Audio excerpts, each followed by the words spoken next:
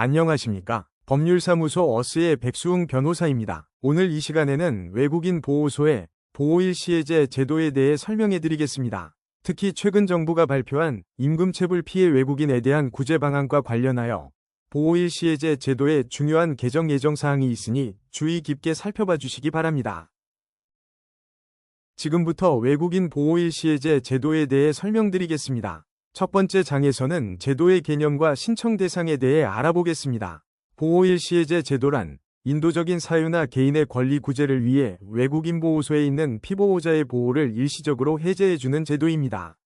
신청할 수 있는 주요 사유는 크게 두 가지로 나뉩니다. 첫째, 인도적 사유입니다. 본인의 생명이 위독하거나 심각한 질병으로 외부 치료가 시급한 경우 또는 가족이 위독하거나 사망한 긴급한 상황 등이 여기에 해당됩니다.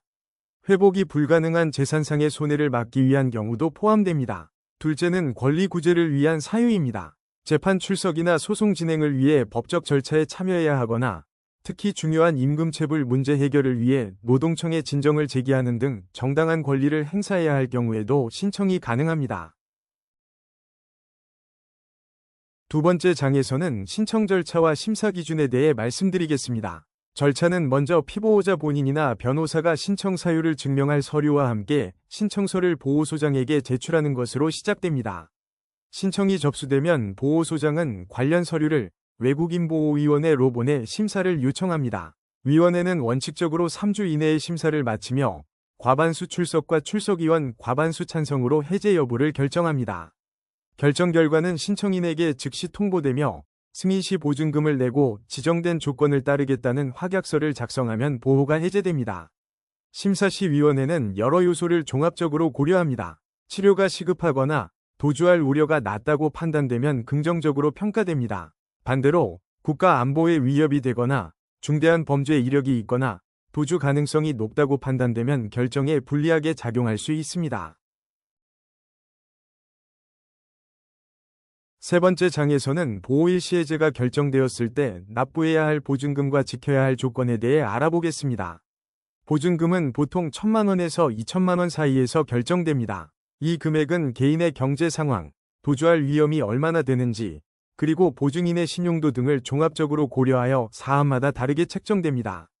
보호가 해제되면 몇 가지 조건이 부과됩니다. 지정된 주소에서만 생활해야 하는 주거 제한이 있으며 정기적으로 출입국 관서에 출석해 신고해야 합니다.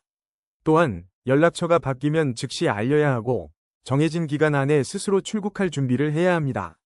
이러한 기본 조건 외에도 개인의 상황에 따라 특별한 조건이 추가될 수 있습니다. 마지막으로 최근의 중요한 정책 변화와 전문가의 조언에 대해 말씀드리겠습니다. 가장 주목해야 할 점은 정부가 임금체불 피해를 입은 외국인 노동자 보호를 대폭 강화했다는 것입니다.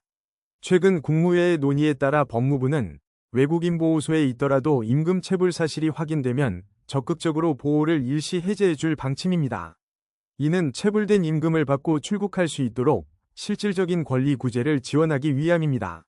특히 최근 관련 법이 개정되었기 때문에 이제는 임금체불 사실을 객관적인 자료로 입증하기만 하면 보호일시해제가 될 가능성이 과거에 비해 매우 높아졌습니다.